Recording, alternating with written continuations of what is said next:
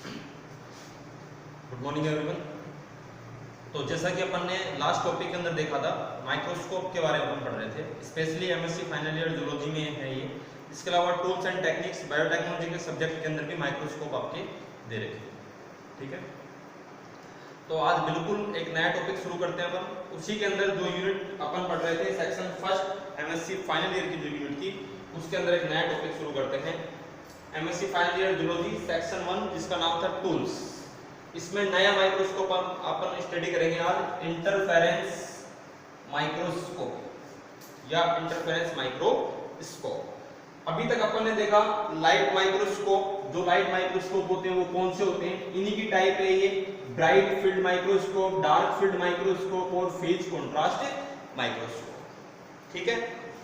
तो आज अपन बिल्कुल नया टॉपिक शुरू करते हैं, इंटरफेरेंस माइक्रोस्कोप। जो इंटरफेरेंस माइक्रोस्कोप होता है, ये भी अपन ने इससे पहले जो पढ़ा था, फेज कंट्रास्ट माइक्रोस्कोप के सिद्धांत पर ही कार्य करता है। या फिर मैं ये बोलूं, लगभग जो इंटरफेरेंस माइक्रोस्कोप है ये फेज कंट्रास्ट माइक्रोस्कोप के सिमिलर होता है। इट मींस जो मैकेनिज्म आप लोगों के पास फेज कंट्रास्ट माइक्रोस्कोप के अंदर था, ये जो मैकेनिज्म है, ये मैकेनिज्म क्या होता है, सेम होगा किसके अंदर, इंटरफेरेंस माइक्रोस्कोप। किसमें होगा, इंटरफेरेंस माइक्रोस्कोप, ठीक है। सिर्फ इसमें एक छोटा सा डिफरेंस ये है कि इसके अंदर स्लिट प्लेट्स लगी होती हैं, ठीक है। अब वो क्या चीज है वो अब अपन को कंफ्यूज होगा, उसमें ये क्या चीज बता दी सर नहीं है, वो भी अपन जब आगे इसकी स्टडी करेंगे तो उसमें बताएंगे। अभी ये देखना कि फेज कंट्रास्ट माइक्रोस्कोप के सिमिलर है, इसकी जैसे ही ये वर्क करता है। इट मींस इसके जितने भी वर्क हैं सब किसके जैसे होंगे, फेज कंट्रास्ट माइक्रोस्कोप की जैसे होंगे। तो इस टॉपिक को अपन पढ़ने से पहले अपन थोड़ा सा रिवाइज क्या कर लेंगे, फेज कंट्रास्ट माइक्रोस्कोप भी रिवाइज कर लेंगे, ठीक है। लिख लेना इसके अंदर इंट्रोडक्शन में, यह है फेज कंट्रास्ट माइक्रोस्कोप के सिद्धांत पर कार्य करता है। इसमें इंटरफेरेंस उत्पन्न करके इमेज को प्रदर्शित किया जाता है, प्रदर्शित किया जाता है। इंटरफेरेंस लाइट में होने वाला फिनोमिना होता है, या लाइट में होने वाला चेंज होता है, जिसके द्वारा इंटरफेरेंस माइक्रोस्कोप कार्य करता है। अब इस चीज को समझने के लिए कि ये इंटरफेरेंस जो माइक्रोस्कोप होता है ये वर्क किस प्रकार से करता है, इसको समझने के लिए अपन छोटी सी चीज देखते हैं।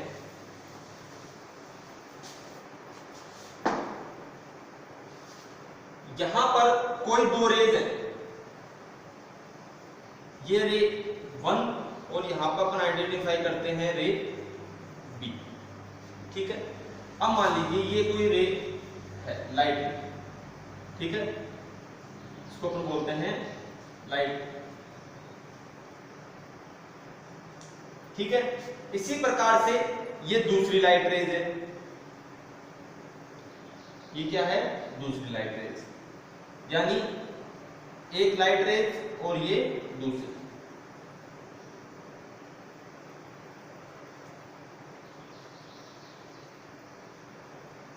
ये दूसरी, ठीक है। अब इनकी वेलोसिटी, इनका जो फिनोमिनन है सब क्या होगा, चेंजेस है, अलग अलग उसकी होगी।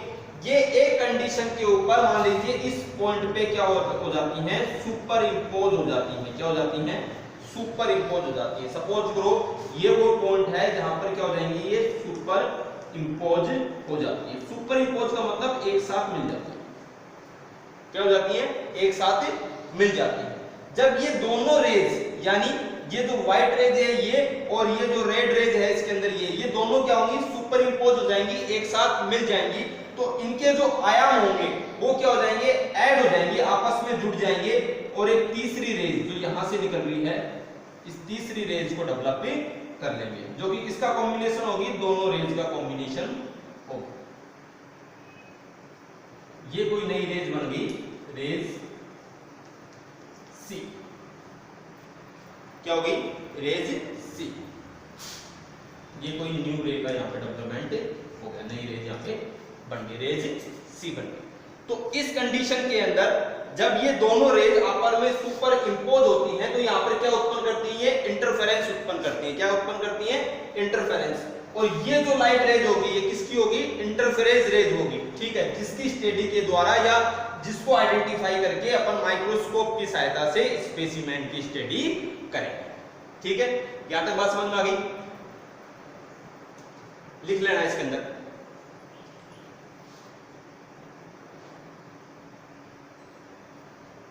जब दो लाइट रेज के द्वारा सुपर इंपोज की घटना होती है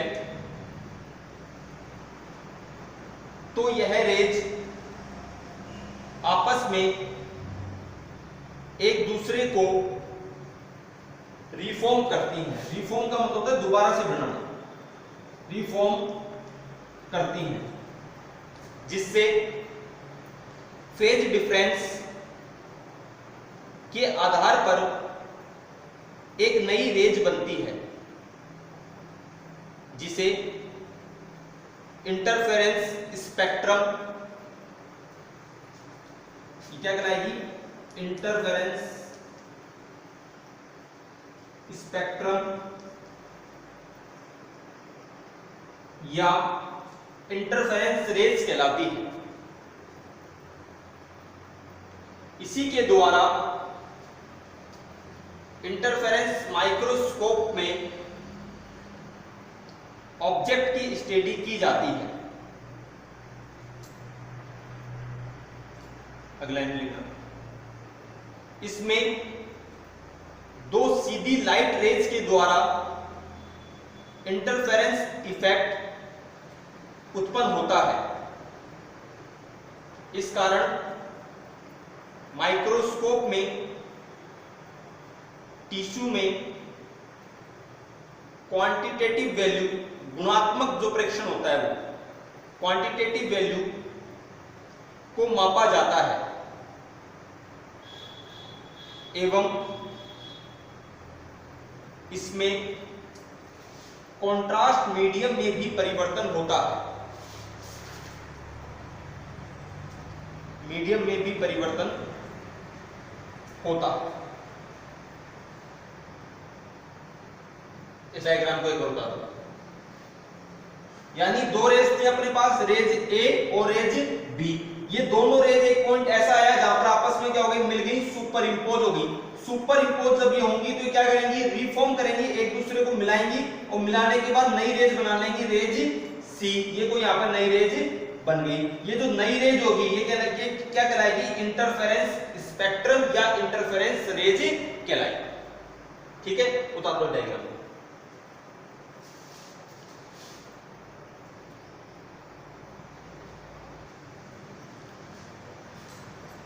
अब अपन बात करते हैं सेकंड टॉपिक इसके प्रिंसिपल की, कि ये किस सिद्धांत के ऊपर कार्य करता है। तो प्रिंसिपल को समझने के लिए छोटी सी चीजें, दो प्रिंसिपल इसमें वर्क करते हैं, या फिर मैं ये बोलूं इंटरफेरेंस दो प्रकार का होता है। पहला होता है कंसिस्टेटिव या फिर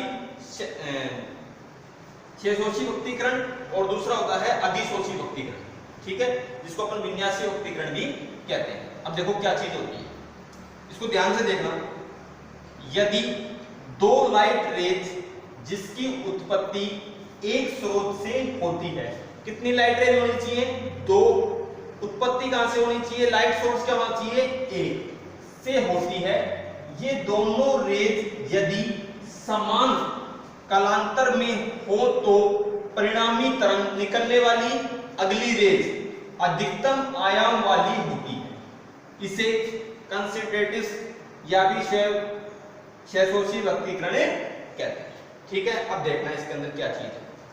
यदि दो लाइट रेज जिनकी उत्पत्ति एक स्रोत से हो, सपोज करो ये कोई लाइट सोर्स है, क्या है? Light source.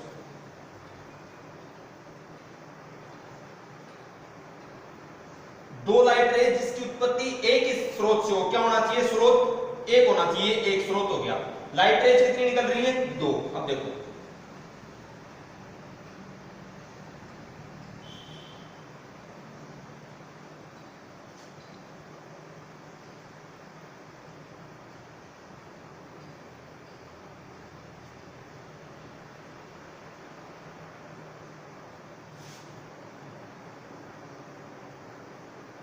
ये रेज ए और ये रेज बी, दो लाइट हो गई। ये दोनों रेज यदि समान कालांतर में हो, क्या हो? समान कालांतर में हो। कहने का मतलब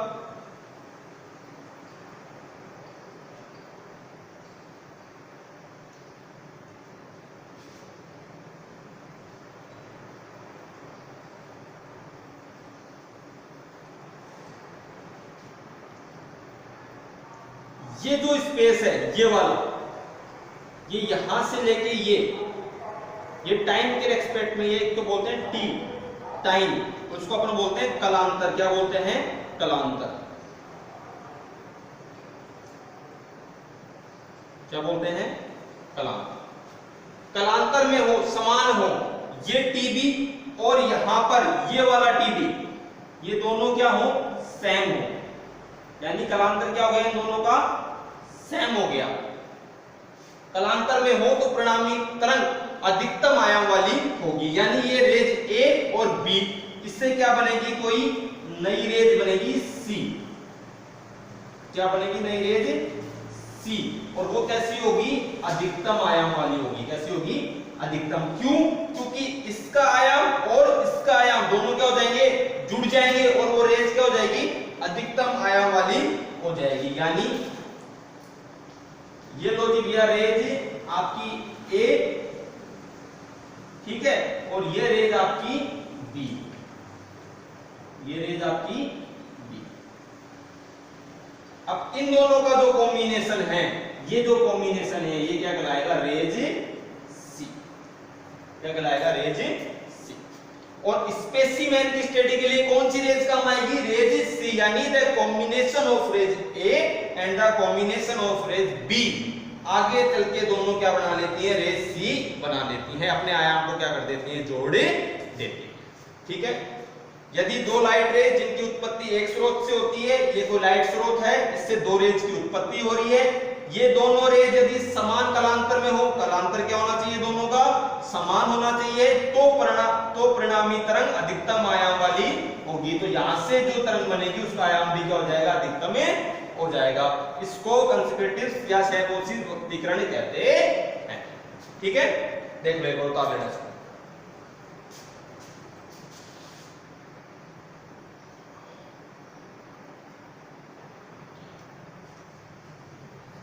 चलिए इसी में सेकंड है, यदि एक ही स्रोत से उत्पन्न दो लाइट रेज, दो प्रकाशीय किरणें विपरीत कालांतर में उपस्थित होती हैं तो डिस्ट्रीब्यूटिव इंटरफेरेंस या विन्यासी व्यतिकरण उत्पन्न होता है। अभी जो बनाया था ना, सेम वैसे बनाना है। ये तो लो लाइट सोर्स,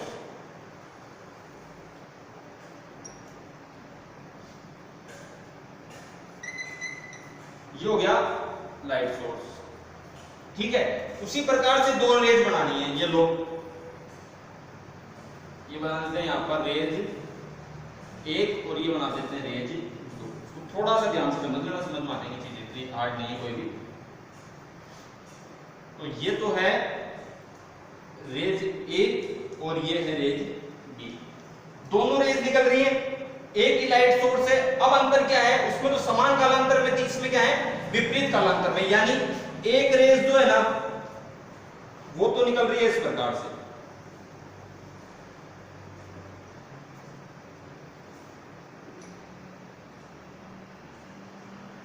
और दूसरी इसके विपरीत।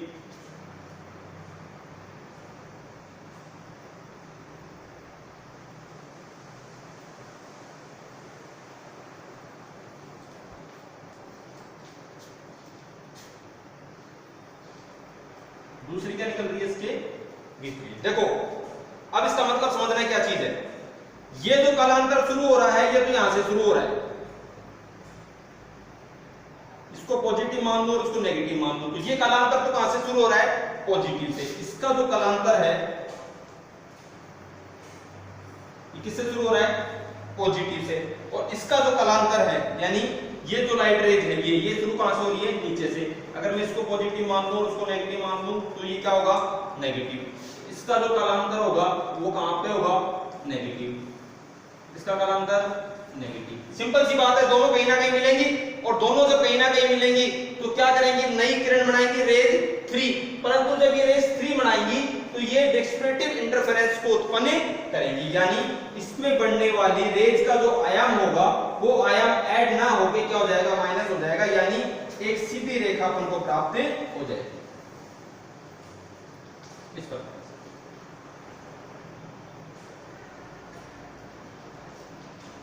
इसमें कौन कौन सी होंगी, रेज ए, रेज बी, और ये क्या बनेगी अपने पास, रेज सी। इसमें आयाम ऐड नहीं होगा, क्या हो जाएगा, कैंसिल कर देगा एक दूसरे को, यानी जीरो कर देगा और एक सिंगल लाइन अपन को सिंगल रेज प्राप्त हो जाएगी। ठीक है, उतार दो।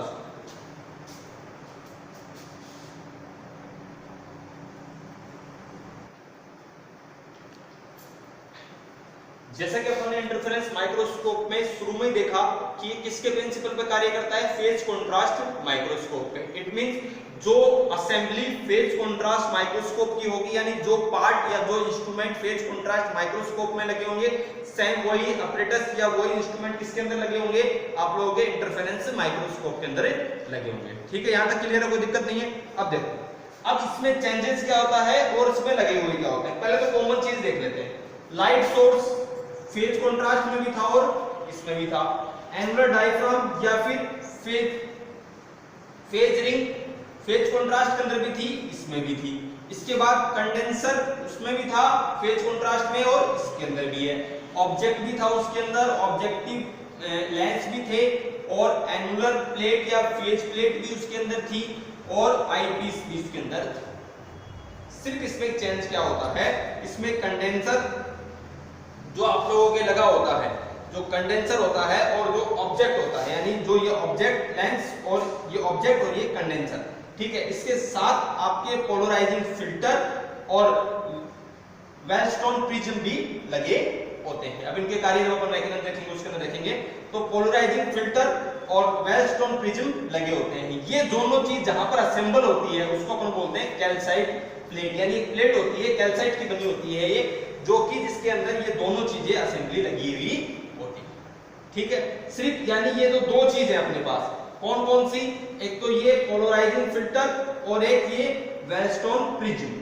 ठीक है, ये दो असेंबली या दो इंस्ट्रूमेंट इसके अंदर अलग लगे हुए होते हैं, बाकी सब क्या है, एज इट इज है। उन सब के वर्क भी क्या होंगे, एज इट इज ही होंगे, यानी स्पेशली अपन को इन दोनों के वर्क के बारे में स्टडी करना है। ठीक है, उतार दो।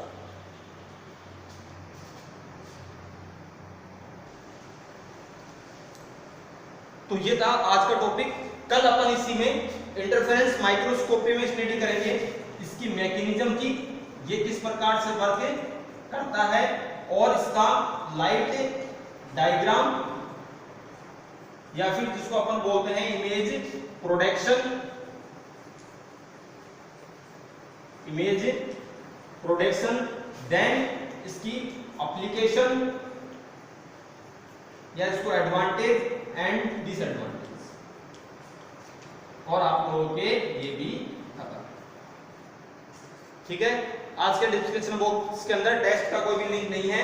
कल जो इसका पार्ट सेकंड होगा, जब ये चैप्टर खत्म हो जाएगा, उसी के साथ उस टेस्ट का लिंक भी आपको दे देंगे। ठीक है, और कोई इंक्वायरी आपको चाहिए तो डिस्क्रिप्शन बॉक्स में लिंक दे रखा है, आप उसमें सॉरी नंबर है, व्हाट्सएप नंबर दे रखे हैं, उसको व्हाट्सएप भी कर सकते हैं, और कोई इन्फॉर्मेशन चाहिए तो वो भी आपको उससे पूछ सकते हैं। ठीक है, कोई भी डाउट्स है तो आप व्हाट्सएप कर दें। उन डाउट्स का अपन एक सैटरडे को डाउट्स क्लास होगी, उसके अंदर अपन सबके जो जितने भी डाउट्स अभी तक अपन ने चैप्टर देखे उन सबके डाउट्स क्लियर कर देंगे। ठीक है, थैंक यू।